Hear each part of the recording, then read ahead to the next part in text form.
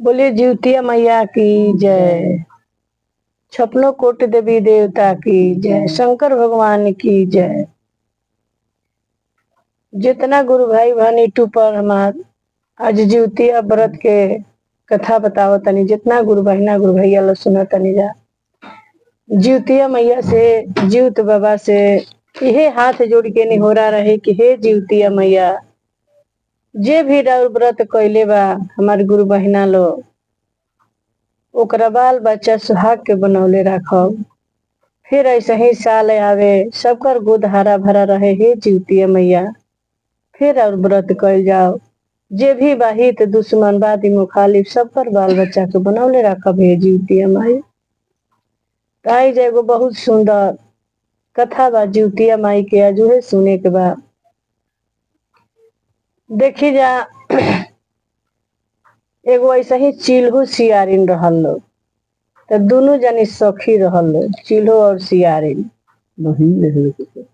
तो दोनों जनी रहल लो, तो अपने में जब जिउतिया के व्रत आइल तो चिल्हो जिउतिया के व्रत कैली। सियारिन कहली कि देखो हमरो मन करता जिउतिया के व्रत करे के। चिल्हो कहली कि तू तो हाड़ मांस खाए वाली हव, तू कैसे व्रत करबू।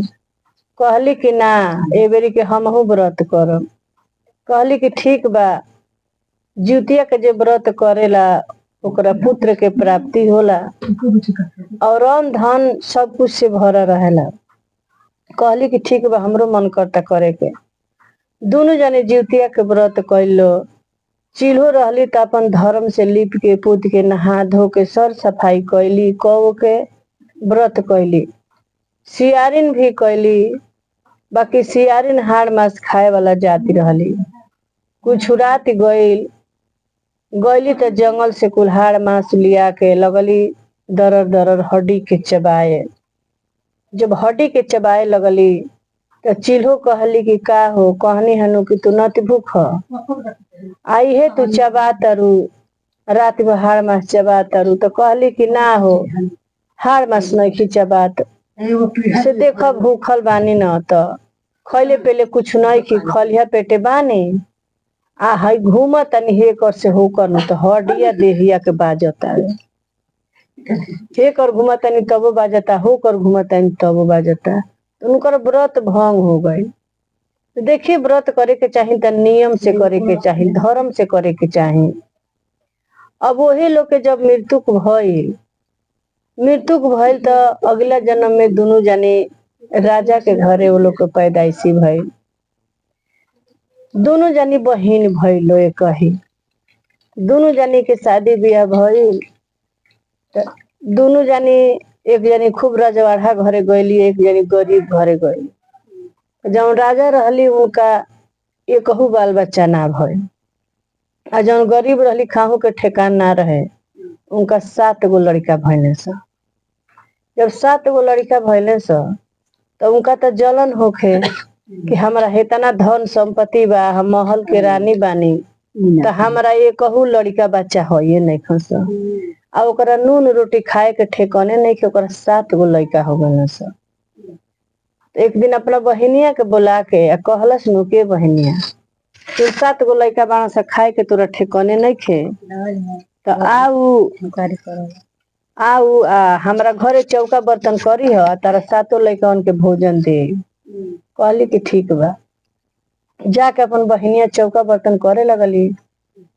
फिर जब जिउतिया के व्रत आइल साल में, तो कहली के बहिनिया अपना लड़कवन के भेजी है 7 के, आ 7 के भेजी है, हम तो के खाए पिए खातिर कुछ व्यवस्था करके दे दे, व्रत रहबे तो ऊ तो खुश भइली कि ज्यादा भला बहिनिया कुछ सहायता करी।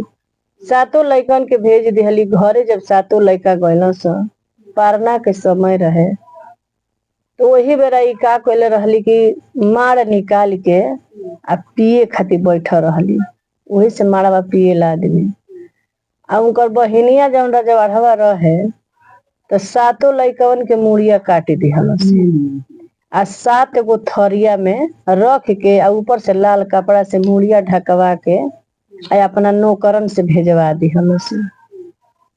जब 7 मुड़ी लेके आ घर में थाल लेके आवता लो, तो कहली कि हो जा ध दलो अब तनी कुल मार उड़ पिय तनी पी ले तनी तब देख तनी बहिनिया हमर का भेजले बे खाए खातिर अपन नियम से लिपली पोतली बनौली मार पियली अगना में बैठी के मार उड़ पी के कह तरी गुरु का बहिनिया बड़ा दया कैली देखी तो कावन चीज देले भी है। अब सातों थरिया जब उटुकार तारी उटुकार के देख तारी तो जीवतिया माई के कृपा से जब मुड़िया काट काटी धैले रहली थरियावा में तो वही में कोनो सेव संतरा हो गई रहे, कोनो में काजू बादाम हो गई रहे, कोनो में फलहार हो गई रहे, कोनो में कुछ माने सातों में सात रंग के भरी गई रहे।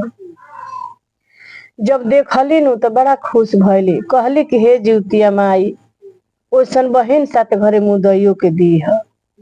देखा आज हम व्रत बानी हमरा नमको के खाए के ठिकाना नहीं खे आज हमार बहिनिया 7 गो थरिया में कितना बढ़िया से भोजन देले भी है। आ तले सातों लइका दौड़ल आवता अला से सातों लइका दौड़ल आके बैठला से ए माई कहली कि का है बाबू कहाँ रहल हलवा तो मौसी के घरे खेले गई रहनी हजार अभी दौड़ के वो बहिनिया के गईली आ कहली कि बहिनिया जाके भर एक बारी ध के रोए लगली कहली के बहनिया आज तोरे नियर बात हमारा घरे मने उतना बढ़िया बढ़िया खाना भेजोले बड़ू तो 7 गो थरिया उटुकार के देखनी है तो मोय चीज में 7 किस्म के मने भोजन बावे तहारा खाने बहन 7 गो मुदैयो के मिल तो वो कहली के भाई तब अपना बहनिया के दूसरे देहनी है एक लैकन के मुड़ी काट के देहनी है आ कहाँ से में फलहार हो गई है तब अपना बहनिया के गोड़ ध लेली कहली के बहनिया देख तोरा संगे तो हम छल कैले बानी तोरा सातों लैकन के मुड़ी काट के आ थरियावा में धैले रहनी है आ केवना एथी से तोरा लैकन के मुड़ियो ना रहल में फलहार हो गई है। अब कहली नु के बहनिया देखो यही से कहल जाला कि जीवतिया माई के व्रत बड़ा नियम से करे के चाही से जीवतिया माई के प्रभाव है जीवतिया माई के नियम से जे व्रत करेला ओकरा बेटा बेटी पे कोनो आँची ना आवेला से हम तो नियम धर्म से पूजा पाठ करत रहनी है बाकी देखो हम पूजा पाठ के धर्म से अगलो जन्म के हम पूर्व जन्म के अपनी के कर्तव्य हमनी के जानता नहीं जा से अगला जन्म में तू सियारिन रहलू हम चिल्हो रहनी तो वही जन्म में हम चिल्हो रहनी तो धर्म से हम जीवतिया माई के व्रत कैनी आ तू व्रत कैलू तो जाके हाड़ मास खा लिहलू यही से तहरा बाल बच्चा ना होला तू बाझिन हो गईलू आ हम बता नियम से इनकर पालन करनी तो हमारा 7 गो लड़का बाने सब आई अब तो तू मानुष के तन ले ले बारू अबो से तो तू अपना जीवन के सुधारी ला अब अपना उनका गलती पे बड़ा पछतावा होखे लगली सोचे कि हे जीवतिया माई कब जीवतिया माई के व्रत आई कब व्रत आई फिर साल भर के बाद जब जीवतिया माई के व्रत आई तो खूब लीप के पोत के नहा के धो के खूब बढ़िया से बार मिसली फिर बिहानो भैला खर जीवतिया कैली खर जीवतिया कह के मार निकाल के पियली आ तब उनको संतान के प्राप्ति भइल तो जे तरह उनका के जीवतिया माई दिहली वो तरह 7 घरे मुदैयो के दे देसु तो हे जीवतिया माई जेकर बाल बच्चा बा ओकरा गोदी अचरे लगौले रख कि फिर और व्रत आदमी नियम से करे बोले जीवतिया मैया की जय जीवत वाहन बाबा की जय।